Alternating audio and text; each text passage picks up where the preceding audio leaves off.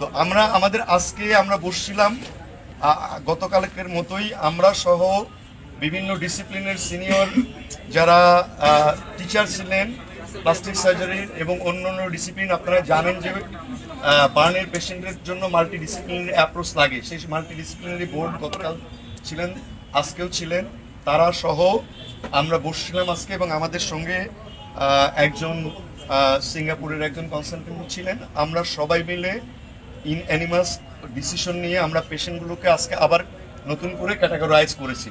সেই ক্যাটাগরি সম্পর্কে আপনাদেরকে আমরা জানাতে চাই। সেই ক্যাটাগরির মধ্যে আমাদের আজকের যে ফাইনাল আউটকাম, সেটাতে ক্রিটিক্যাল পেশেন্ট আছে এই মুহূর্তে 8 জন, আর সিভিয়ার ক্যাটাগরিতে আমাদের পেশেন্ট আছে 13 জন, আর বাকি পেশেন্টগুলো আছে আরও 23, সেটা হচ্ছে ইন্টারমিডিয়েট ক্যাটাগরিতে। অর্থাৎ মোট 44 জন রোগী এই মুহূর্তে আমাদের ন্যাশনাল বার্ন ইনস্টিটিউটে আছে, ভর্তি হিসেবে আমাদের কাছে। এরপরে যদি আপনাদের কোনো প্রশ্ন থাকে, 44 জন পেশেন্ট এই মুহূর্তে আমাদের ইনস্টিটিউশনে ভর্তি আছে। আমরা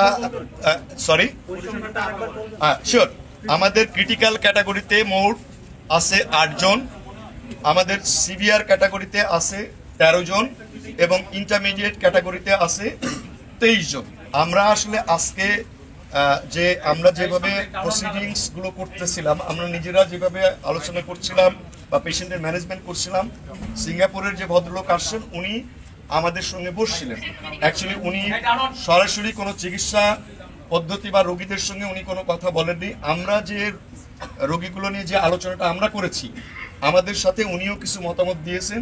এই মতামতের ভিত্তিতে আমরা ক্যাটাগরি এবং ম্যানেজমেন্ট প্রোটোকলটা আবার ঠিক করেছি। আপনারা জানেন যে এর আগেও আমরা বলেছি যে বার্নের ম্যানেজমেন্ট একটা ডাইনামিক প্রসেস।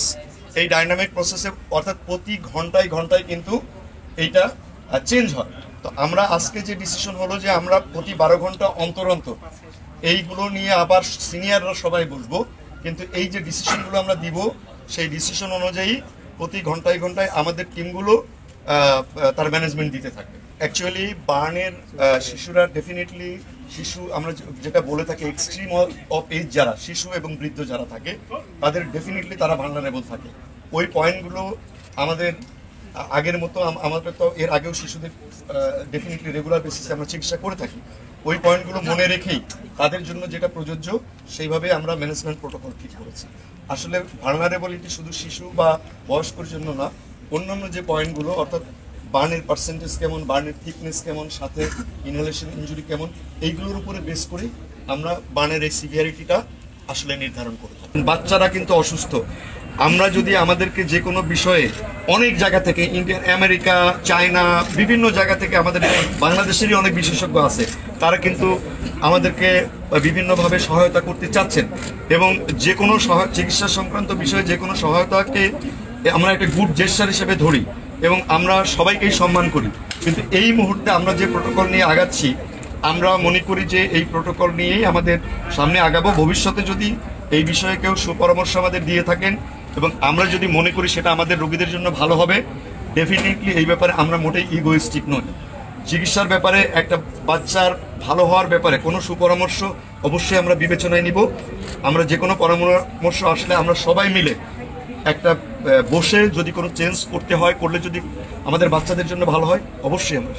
ফেসবুকে ছড়িয়েছে যে এখানে নেগেটিভ গ্রুপের রক্তের প্রয়োজন, বি নেগেটিভ বা এবি নেগেটিভ রক্তের প্রয়োজন। আমাকে আমার বন্ধুরা জিজ্ঞেস করেছেন যে আমি যেহেতু এখানে আছি, এটার সত্যতা কতটুকু? ধন্যবাদ আপনাকে। আমাদের মাত্র একজন পেশেন্টের ও নেগেটিভ ব্লাড আছে, আর সব পজিটিভ। আর নেগেটিভ ব্লাডের বিষয় যেটা আছে সেটা আমাদের কাছে আছে। ধন্যবাদ। আমার এই মুহূর্তে আমাদের রক্তের কোনো দরকার নাই। ওষুধ এবং স্যালাইন আমাদের পর্যাপ্ত পরিমাণে আছে, এই বিষয়ে মোটেই কোনো সংকট নেই। আমি মনে করি আপনারা অনেকক্ষণ ধরে কষ্ট করছেন, ধৈর্য ধরছেন এই গরমের মধ্যে। আপনাদেরকে আবারও ধন্যবাদ জানিয়ে আমরা আপনাদেরকে প্রতি ঘন্টায় আপডেটগুলো আমাদের মন্ত্রণালয় থেকে যাবে এবং আমরা যদি নতুন কিছু পাই, আগামীকাল যদি আপনাদের জানানো হয়, আমরা কয়েক ঘন্টা আগেই আপনাদেরকে জানাবো যে কি কি বিষয়ে।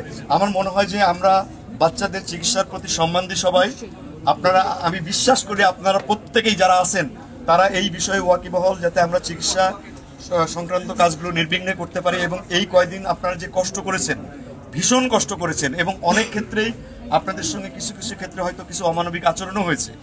আমরা তারপরে আপনারা ধৈর্য ধরে যেভাবে এই বাচ্চাদের জন্য সংবাদ সংগ্রহ করবার জন্য আসছেন, আমি ব্যক্তিগতভাবে এবং আমার প্রতিষ্ঠানের সকল চিকিৎসকের পক্ষ থেকে আপনাদেরকে আবারও আন্তরিক ধন্যবাদ জানাই। ক্রিটিক্যাল পেশেন্ট 8 জন, আর সিভিয়ার পেশেন্ট 13 জন, আর ইন্টারমিডিয়েট গ্রুপে 23।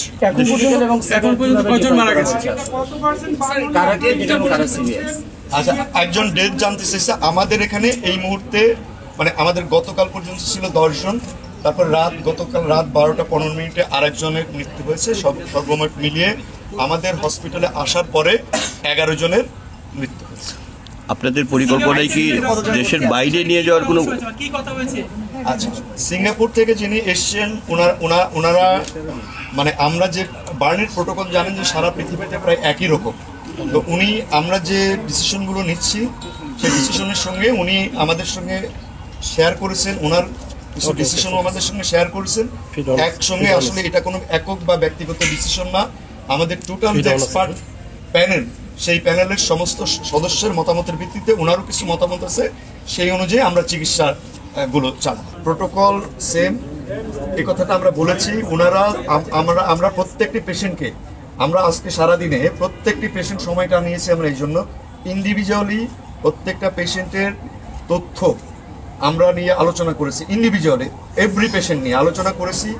আমরা আমাদের মতামত, ওনার মতামত, এর ভিত্তিতে প্রত্যেকটি পেশেন্টের জন্য আলাদা আলাদাভাবে চিকিৎসা, অর্থাৎ কীরকম ড্রেসিং হবে, কারোর অপারেশন প্রয়োজন হবে কিনা, ওষুধের কোনো চেঞ্জ হবে কিনা, এইগুলো আমরা ক্যাটাগরাইজ করেছি 1 নম্বর। আর 2 নম্বর হচ্ছে যে উনি কতদিন থাকবেন এই ব্যাপারটা এখনো ঠিক হয় নাই।